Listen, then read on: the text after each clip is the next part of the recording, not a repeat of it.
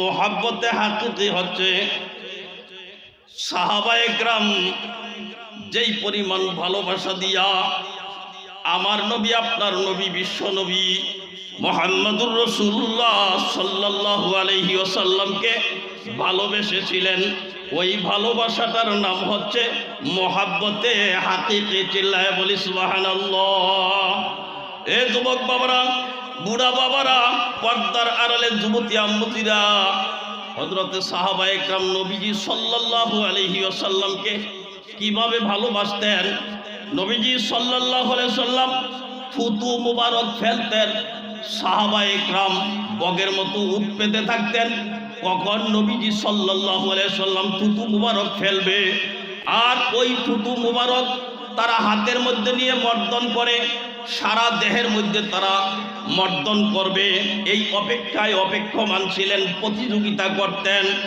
ঠিক তেমনিভাবে রাসূল করিম সাল্লাল্লাহু আলাইহি ওয়াসাল্লাম যখন ওযু করতে শুরু করতেন, ওযুর পানিগুলি গড়াইয়া গড়াইয়া যেত, আর সাহাবায়ে কেরাম ওই ওযুর পানিগুলি হাতে নিয়ে নিয়ে সারা দেহের মধ্যে ওই ওযুর পানিগুলি মর্দন করতেন। চিল্লায়ে বলি সুবহানাল্লাহ। কেমন ভালোবাসা, স্বামী স্ত্রীর ভালোবাসা এটা। হ্যাঁ, ডাক্তার রোগীকে সাজেশন দেয়, ওই ভালোবাসার পরিমাণ এটা। আল্লাহু আকবার কোন, আরো জোরে কোন আল্লাহু আকবার। এ বাবারে ভালো করে বোঝার চেষ্টা করেন, সাহাবায়ে কেরাম নবীজি সাল্লাল্লাহু আলাইহি ওয়াসাল্লামকে কতটা ভালোবাসা দিয়েছেন, আর আমি আপনি নবীজি সাল্লাল্লাহু আলাইহি ওয়াসাল্লামকে কতটা ভালোবাসি। বাবারে, আমিও মুখে মুখে বলি আমি নবীজিকে ভালোবাসি, আপনিও কিন্তু বলেন আমি নবীজিকে খুব ভালোবাসি।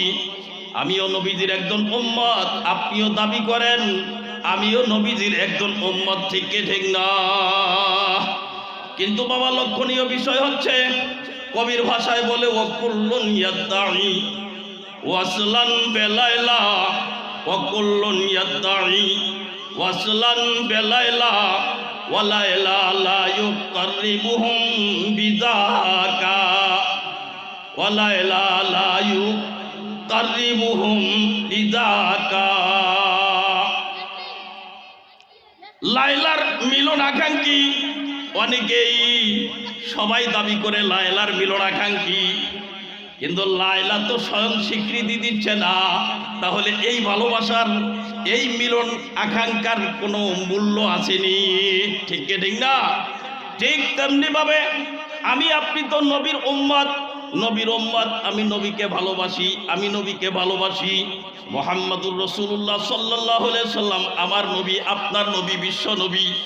মুখে মুখে তো খুব বলি আওরাই, ঠিক ঠিক না? কিন্তু বাবারে, লক্ষণীয় বিষয় হচ্ছে মুহাম্মদুর রাসূলুল্লাহ সাল্লাল্লাহু আলাইহি সাল্লাম আমাকে উম্মত হিসাবে স্বীকৃতি দিচ্ছে কি দিচ্ছে না, দিবে কি দিবে না, এটাই হচ্ছে আমার লক্ষণীয় বিষয়। ঠিক কি ঠিক না? এই জন্য খুব আন্তরিকতার সাথে নবীর আদর্শ মানতে হবে। ঠিক কি ঠিক না বলেন? ঠিক কি ঠিক না? আমি যে আয়াতে কারিমা তেলাওয়াত করেছি, এই আয়াতে কারিমার একটা প্রেক্ষাপট, এটা শানে নুজুলের ঘটনা আছে। শানে নুজুলের ঘটনা বললে বুঝতে পারবেন।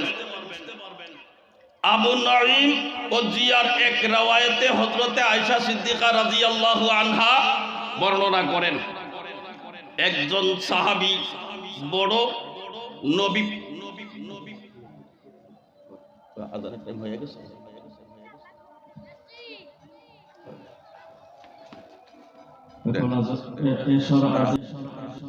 জি, তো আমি যে আয়াতে কারিমা তেলাওয়াত করেছিলাম, এই আয়াতে কারিমার একটি শানে নজুলের ঘটনা, আয়াতটা নাজেলের একটা প্রেক্ষাপট আছে।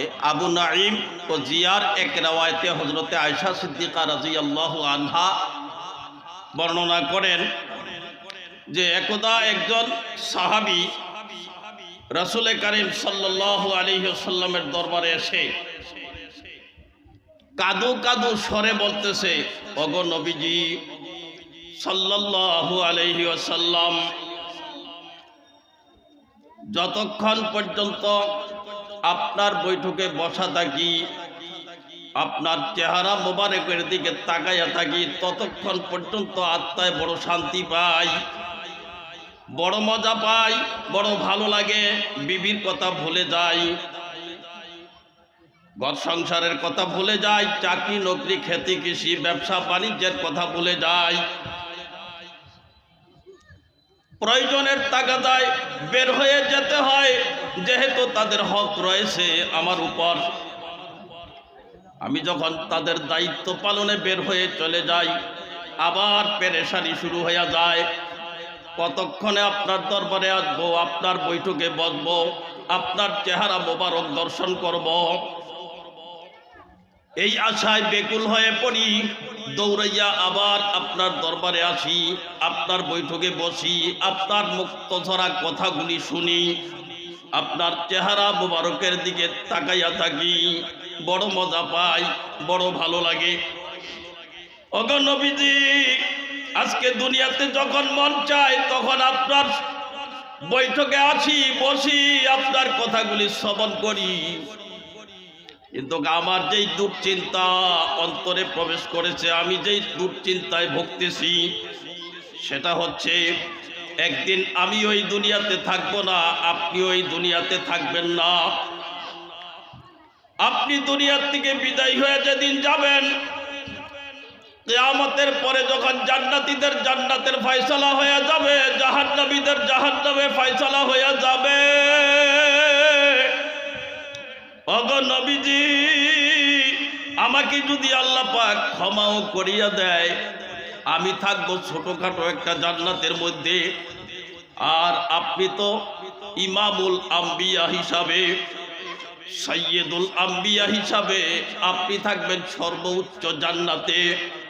ইয়া রাসূলুল্লাহ সাল্লাল্লাহু আলাইহি ওয়াসাল্লাম, আজকে যেভাবে মন চায় দৌড়াইয়া আসি আপনাকে দেখার জন্য, আপনার বৈঠকে বসার জন্য।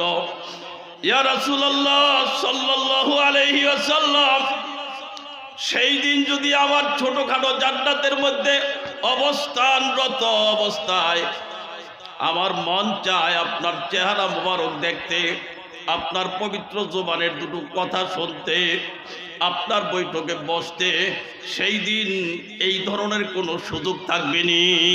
চিল্লায়া বলি সুবহানাল্লাহ। কি পরিমাণ ভালোবাসা!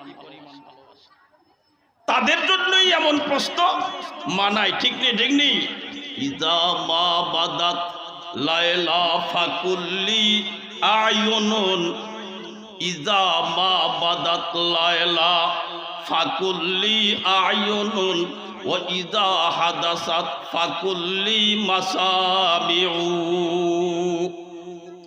তাদের অবস্থা এমন ছিল, যখন নবীজি তাদের সামনে উপস্থিত হতো, তাদের কাছে মনে হতো তাদের সমস্ত দেহ, তাদের যাবতীয় অঙ্গ প্রত্যঙ্গগুলি চোখে রূপান্তরিত হয়ে গেছে। নবীজি যখন কথা বলতে শুরু করতেন, তাদের কাছে এমন মনে হতো তাদের গোটা দেহ এবং সমস্ত অঙ্গ প্রত্যঙ্গগুলি যেন কানে পরিণত হয়ে যেত। চিল্লায়া বলি সুবহানাল্লাহ। এতটা ভালোবাসতেন নবীজি সাল্লাল্লাহু আলাইহি সাল্লামকে, আর তাদের জন্যই এমন প্রশ্ন মানায়, ঠিক কি ঠিক না? সাহাবী বলে, ইয়া রাসূলুল্লাহ সাল্লাল্লাহু আলাইহি ওয়াসাল্লাম, আজকে দুনিয়াতে মন চাইলে দৌড়াইয়া আসি, আত্মায় শান্তি পাই, আপনার বৈঠকে বসি। কিয়ামতের ময়দানে ছোট জান্নাতে থাকবো, আপনি বড় জান্নাতে থাকবেন। যদি মন চায় আপনার বৈঠকে যেতে পারবো নি, আপনার জান্নাতে যেতে পারবো নি, যাওয়ার কোনো সুযোগ থাকবে নি। নবীজি সাল্লাল্লাহু আলাইহি ওয়াসাল্লাম নীরব থাকলেন। এরই মধ্যে ওহী চলে আসলো আয়াত দিয়ে। আয়াতটা হচ্ছে, ওয়া ইউতিইল্লাহ ওয়ার রাসূল ফাউলাইকা মাআল্লাযীনা আনআমাল্লাহু আলাইহিম মিনান নাবিয়্যিন ওয়াস-সিদ্দীকিন ওয়াশ-শুহাদাই ওয়াস-সালিহিন। যে ব্যক্তি আল্লাহ এবং তার রাসূলের আনুগত্য করবে, মান্য করবে, ওই ব্যক্তিকে ওই সমস্ত মহান ব্যক্তিদের সঙ্গের সাথী করে জান্নাতে প্রবেশের অধিকার দিবেন, যাদেরকে আল্লাহ তাআলা পুরস্কৃত করেছেন। আর তারা হচ্ছেন নবীগণ, সিদ্দিকগণ, শহীদগণ, নেককারগণ। ওয়া হাসুনা উলাইকা রফিকা। আর এই সাথীগুলি কতই না উত্তম সাথী হবে, এই সাথীগুলি কতই না চমৎকার সাথী হবে, ঠিক ঠিক না? তাহলে কি বললাম? যে নবীজি সাল্লাল্লাহু আলাইহি ওয়াসাল্লামের সাথে যদি ভালোবাসার সম্পর্ক রাখা যায়, যদি নবীজির আনুগত্য করা যায়, নবীর কথা অনুযায়ী যদি ব্যক্তি জীবন, পারিবারিক জীবন, সামাজিক জীবন, অর্থনৈতিক, রাজনৈতিক, আন্তর্জাতিক, সিরাতে সুরাতে সর্বত্র যদি প্রয়োগ করা যায়, তাহলে দুনিয়াতেও শান্তি, আখিরাতেও মুক্তি। আর যখনই ইচ্ছা হবে আল্লাহ পাক যদি আমাদেরকে ক্ষমা করে দেয়, আমাদেরকে যদি ছোটোখাটো জান্নাতেও দেওয়া হয়, আমাদের যখনই মন চাইবে তখনই আমরা নবীজির সাথে সাক্ষাৎ করতে পারবো। চিল্লায়া বলি সুবহানাল্লাহ। মান আহাব্বা সুন্নতি ফাকাদ আহাব্বানি ওয়া মান আহাব্বানি কানা মাই ফিল জান্নাহ। যে ব্যক্তি আমার সুন্নতকে মুহাব্বত করলো সে আমাকে ভালোবাসলো, আর যে ব্যক্তি আমাকে ভালোবাসলো সে তো আমার সঙ্গে জান্নাতে যাবে। আল্লাহ পাক রব্বুল আলামিন আমাদিগকে এই